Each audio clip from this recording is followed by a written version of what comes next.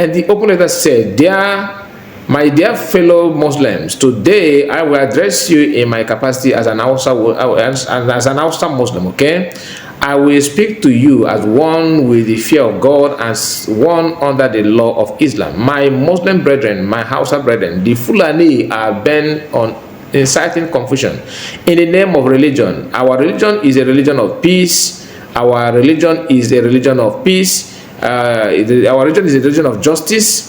My Hausa brethren, do not forget that since 8 years, the Fulani have by more than 7 million Hausas.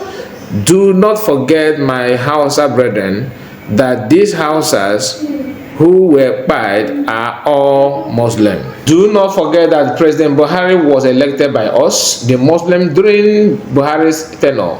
The Minister of Defense was a Fulani.